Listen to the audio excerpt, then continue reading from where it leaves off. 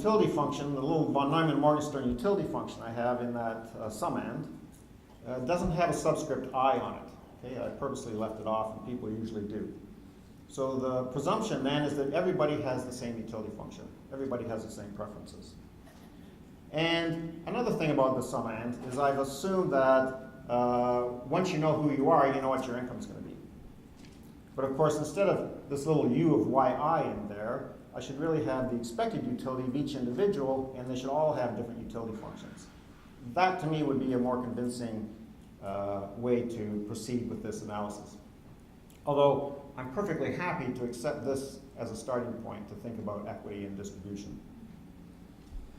So the key papers of Harsanyi on this topic are a couple of early papers in the Journal of Political Economy, and then a more reflective paper later on in a journal of social research. So I just put those up because I know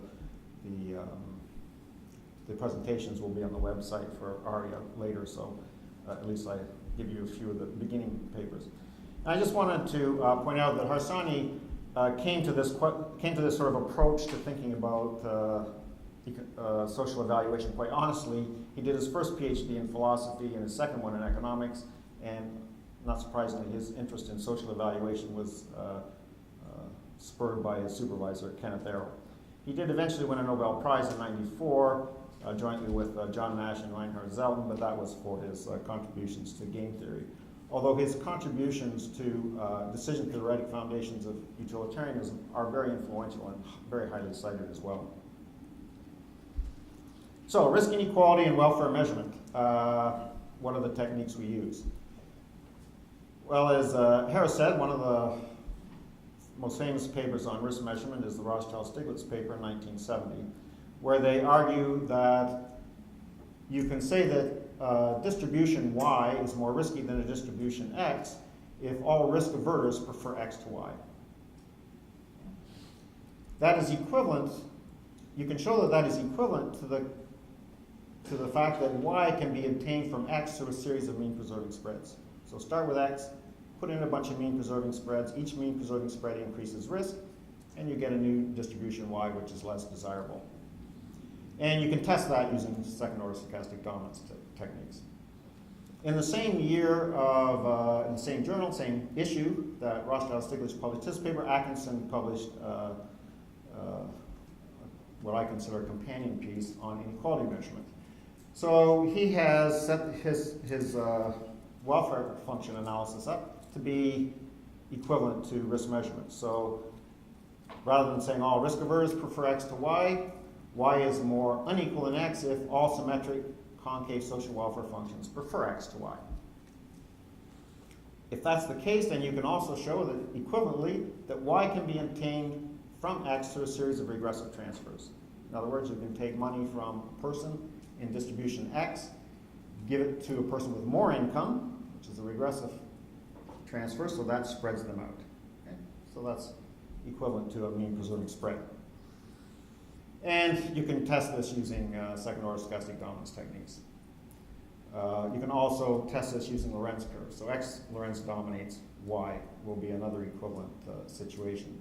And I mention this not because I'm going to talk very much about Lorentz dominance, but sometimes I find it's easier to show that in risk theory, one distribution is more risky than another by using the Lorentz criterion. And so you might find it useful to see how to do that. So here's the picture from Rothschild and Stiglitz 1970 paper. If you start off with a distribution X, and then which is the smoothed out version of this distribution, and you take out some weight somewhere in a couple of points in the middle, I'll say, with quotation marks, of the distribution, and you shift that weight out to the left and the right, and you don't change the mean, then you're getting a spreading of the distribution. So how does that work in inequality measurement? Well, let's start off with a frequency distribution or probability distribution function of individuals if we converted it as such. So in this distribution, I'm going to start off with 2 people earning $10,000, 3 people earning $20,000, 4 people earning $40,000, and 1 person earning $40,000. So that's my original distribution. Now, suppose I make a regressive transfer. So I take $10,000 from somebody who earns $20,000 and I give it to somebody who's better off, who earns $30,000. So what does that do to the distribution function? Well, it reduces the number of people who earn $20,000 and $30,000 because those are the donor and the recipient, so they're no longer in that position. The donor who gave up $10,000, that person's income moves from 20 to 10, so that increases the weight, the 10,000 point. And the recipient, the person who is earning $30,000, gains 10,000, so he becomes an income earner with 40,000, so that increases the weight there. So you can see, comparing the blue and the red distributions, that these regressive transfers do the same thing as mean preserving spreads. So why don't we like that? Well, think about a risk problem. Would you want to redistribute income from a state of the world, between two states of the world which are equally probable? Would you want to redistribute income from a situation where your income is low and your marginal utility is high to a situation where your income is high and your marginal utility is low? Well, no, you wouldn't do that. That wouldn't be sensible risk management practice. And so from an inequality perspective, it wouldn't be sensible policy to try to manage distribution by doing something like that. But there are some policies which actually do that. The governments don't realize do that necessarily, or if they realize it, they may have other reasons which they think dominate, and that would be subsidizing public secondary education in Canada. Okay? Because people who go to universities are typically come from higher income backgrounds, and at the end of the day, they typically earn higher income. So why do we subsidize tuition? And so I've done some work trying to show how this is a regressive policy. Public health care usually does, in fact, do what it's supposed to from a distributional point of view. Okay, so now I've reached the part which I'm most interested in talking about and have the probably least time to do, which is usual, and that is where can we go in the future to improve this, this research? Well, first of all, where I think risk theorists could make a good contribution is to extend the veil of ignorance argument and allow for heterogeneous preferences and needs. The most typical exercise for doing this currently in the inequality measurement literature is to use household equivalent scales to introduce needs into utility comparisons between families of different size. Okay, so a family of size 4 needs more family income to be equally well off as a family of size 3, which is one child, but not linearly so in terms of how much of the number of individuals you have. So because you can use there are economies of scale to household production, having a house, having one car, and so on is just as good for one child as 2 children. And so there's a great deal of effort to find ways to equalize incomes across people of different needs. And so I think a better way to think about this would be to think about state-dependent utilities. What is my utility in a different context, in a different family size, in a different health state? So Kip Viscusi, of course, has, I don't know whether he initiated the work, but he has some interesting work on trying to figure out how marginal utilities vary between people in different health states. And he argues that people with low health usually have lower marginal utility of income. I would never argue that that's so for all poor health scenarios, but it's probably true for a lot of health scenarios. As risk and insurance economists, we can use people's decisions over life insurance and long-term care insurance and that sort of thing, and health insurance, to try to tease out a little bit about how people themselves feel about what their utility will be in different states of the world. And that's going to vary across people. So, and if you do that, you can develop extensions of stochastic dominance to account for these differences, which would be more powerful than the Atkinson and Bourguignon approach, which is sort of state-of-the-art of what to do when you have people with different needs. They use what's called a sequential Lorenz dominance approach. So they identify the people with the highest need, and then they say, well, if the people with the highest need are better off in situation A than in situation B using second-order stochastic dominance, then we move on to the next group, and so on and so forth. So they do this sequentially, and it has, and And the stochastic dominance criterion has to follow for each group separately after that, which is a very strong requirement. I think we can do better than that. Also, we could revise the veil of ignorance arguments using non-expected utilities, an alternative to expected utility axioms. Why do we think that an ethical observer should behave as an expected utility maximizer? Why not use other preferences from this theory? In particular, the smooth ambiguity preference theory of Klibanoff, Marinacci, and Mukherjee. I think about being behind the veil of ignorance. I don't know which individual I'm going to be. Should I assume I'm going to be everybody with an equal probability? Or should I be averse to ambiguity about who I will be? In fact, if I am averse to ambiguity about who I will be, then I will have more aversion to inequality, just like if I'm ambiguity averse in a risk scenario, I'll be more averse to inequality. And so that would be a way of moving from I'll actually show this graph. So if you think about K being the utility of a person K, and L being the utility of a person L, and ignore the caption, which obviously is for a production function, but I forgot to leave that off. But K is for the utility of K, and L is for the utility of person L, and those are their utility levels. Then a utilitarian social welfare function and difference curve is going to be linear, because it's just the sum of the two utilities. And so it's going to be linear with a slope of -1. So that's like a constant elasticity of substitution production function, or welfare function, with infinite elasticity. If you introduce ambiguity aversion, you will then, depending on how much ambiguity aversion or what the level of ambiguity aversion is, you will then end up with social welfare function and difference curves which are bent, okay, which are convex to the origin. And so that shows more sensitivity to inequality between well-beings of individuals. And a lot of people in the inequality literature measurement feel that this is appropriate, but they don't have any real arguments to say why it's appropriate. And you can get all the way to Rawls' maxi-min rule by thinking about that. The other problem that I think is very important is, if you remember the social welfare function that I had on the slide several slides back, I just had each individual's utility function as a function of their income as the argument in the summand of the social welfare function. And of course, we recognize that people live in a world of uncertainty, risk, and so how do we take their preferences into account if they're not expected utility maximizers? Even if the ethical observer is an expected utility maximizer, or behaves according to the axioms of expected utility maximization, individuals themselves may not, once they become individuals, behave as such.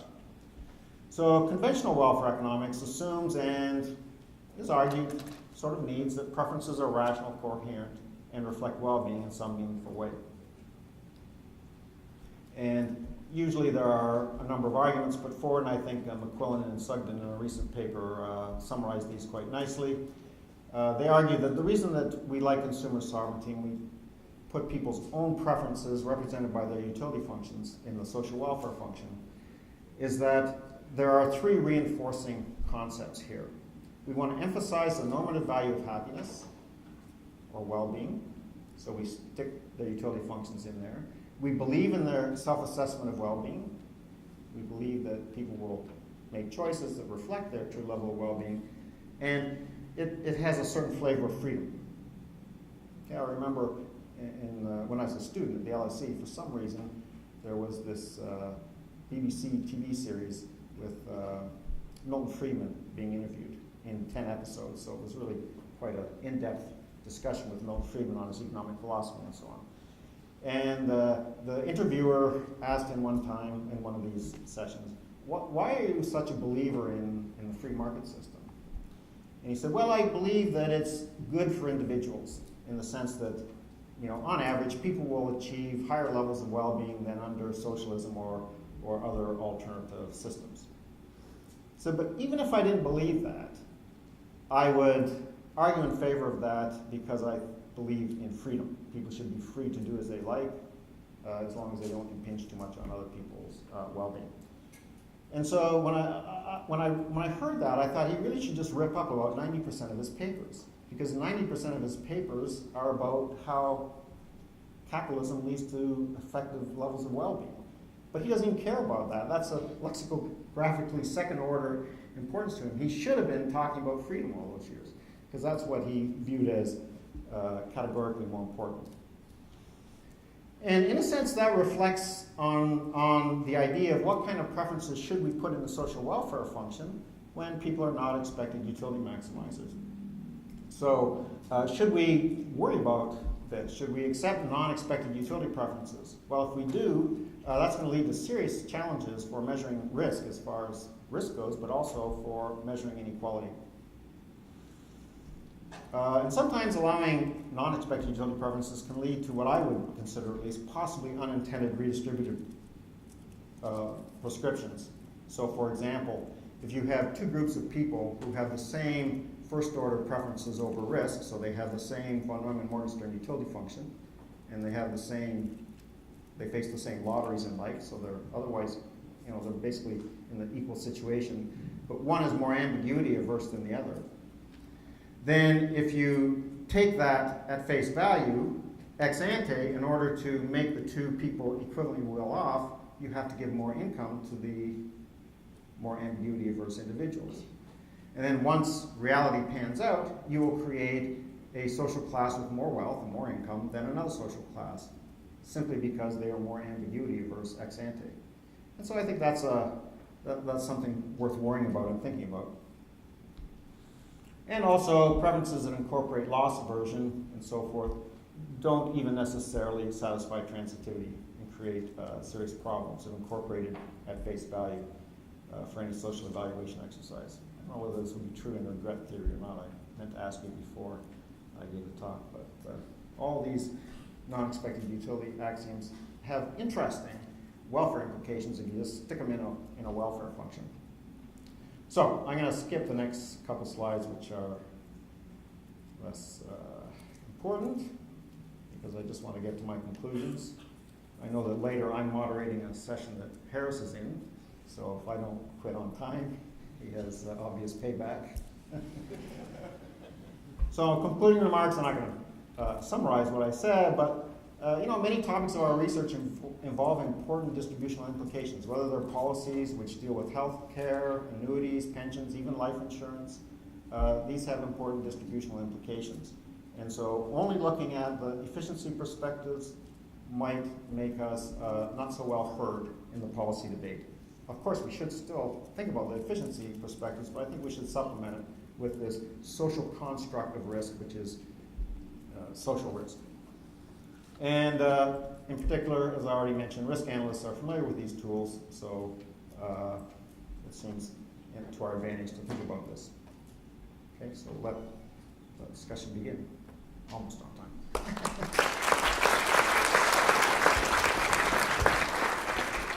So thank you to both of these guys. And is Tony still here? Yeah, Tony, the guy just left with your money, $100,000. So I can honestly say, to quote a friend of mine who is a regular ARIA participant, has been here in a while, if you liked both of those discussions even half as much as I did, then I liked them twice as much as you. So we're ready to go to some questions. And I'm going to ask you to please, since I might know you, but other people might not, just say who you are and your affiliation before you ask a question. If you start with, well, actually I have three questions. I'll probably ask you to maybe stick to one for now. We'll come back to you if more people get a chance. I don't want to have a monopoly welfare decision here being made on who gets to ask the one and only 15-minute question. So, any questions, and who's the question for? And must be some questions. There's always a risk that you have too many questions. There's always a risk you have no questions. Marty Grace from Georgia State, tell us who you are, please.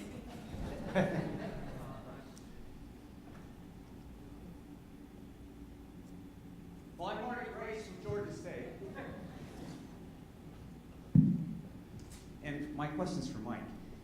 So I found what you were talking about fascinating. I only have one question. Can we do a thought exercise on any big social policy and go back and sort of do a risk accounting or a risk exercise under various different scenarios like you laid out, and sort of give like a case study on any particular, I mean, has that, people think like this, or is it more sort of prospective? I think the idea here is fascinating to go back and just look at one of these and you sort of put your new set of frameworks on it to come up with something. I just wondering if that's what people were doing or thinking, or it's something that you want to do tomorrow and tell us on Wednesday what you get. Yes. So there are a couple of papers which look at how banning risk categorization affects the well-being of individuals. And so, there's lots of papers on that, but empirical papers along the lines of what you're wondering about. And so, I didn't think I was the first one to do it, but according to a paper by Finkelstein and Casey Rothschild and so on, they think I was the first person to do it with Julie Witt. So what we did was we looked at how people's value of insurance changed when you introduce banning risk categorization. And so we just computed their willingness to pay for insurance when they face a risk type specific pricing and when they faced one price to all at the average risk. And then we computed the equilibrium price, what that would be, and then computed these compensating variations. And we only did them once. Honestly. So then we took these and then we incorporated those into classes of people based on their risk type, so that we could say, well, this rule doesn't affect people in this risk type as much as people in that risk type. And the risk type was family history, cancer. And it was based on the breast cancer gene. And so if you don't use information about people's status for testing of the breast cancer gene, then you can see that people with low family history aren't affected very much because there's not very much adverse selection you're going to create there. But you are going to create substantial adverse selection for families with a high degree of family background with breast cancer. And so those are the people who are really actually going to be harmed, right? Because there's going to be serious adverse selection in that market. So that was one way of thinking about the distributional implications of these different policies based on risk-taking behavior. And then the Finkelstein paper did the same sort of approach, but they did it with a gender rule for annuities. And their work was much more involved because annuities are a much more complicated thing to study. And they did a very nice paper. It's in the journal Finance, I believe. And their distributional approach was just to say how much income implicitly gets distributed between men and women. And that's interesting, but I would have, had I been the referee, urged them. Of course, if I'd been the referee in my own paper, I would have urged myself to do the same thing. I would have urged them to say, well, back that down into people's individual incomes and tell me whether those implicit transfers are regressive or progressive. And will I do something like that in the future? Well, it depends whether I can find some young, enthusiastic co-author again to do it with. Some more questions? Another question? Glenn, tell us who you are and where you're from. I can remember to do that. Glenn Harrison, Georgia State University. I have one question for Neil. Fascinating talk, thank you very much. But and I know many of the issues you're talking about are very deep and complicated because they're meta-evaluative, meta-analysis in terms of what we're doing.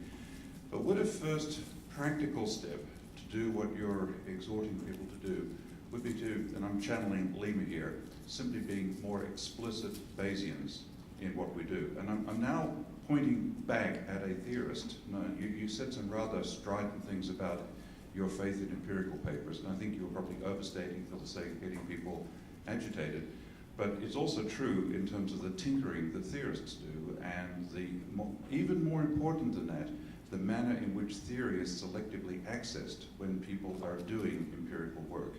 So we have this separation of we have separation by comparative advantage, but as Adam Smith reminded us, comparative advantage is only a good thing if we have gains from trade afterwards. So very often the theorists don't really care about the empirics, they'll casually reference it. Similarly, the empiricists really don't care, they just want to get off and run their regressions. So I think it's a two-way trade here, but my point is, isn't there a practical, immediate suggestion, it's not a panacea, that people should simply be explicit Bayesian, state their priors, whether they come from theory, they come from their gut, they come from somewhere else, and how they've pooled those with the available data. Yes, absolutely, as a first step. That's a very minimal first step, though. I think you can take some very practical steps beyond that. So, for example, on the empirical side, I think if journals were to adopt more better protocols, for example, here's some examples. A simple one is you must submit your data so that people can replicate something. Well, that's kind of very, very minimal, and it doesn't remove the sort of biases people go through when they're choosing a stopping rule. So another one would be, and I'm not sure how you enforce this, is you have to submit to the journal the whole record of empirical work in some summarized form. So you can see, what structure your equations went in first time round, second time round, how you change the censoring the data as you go on.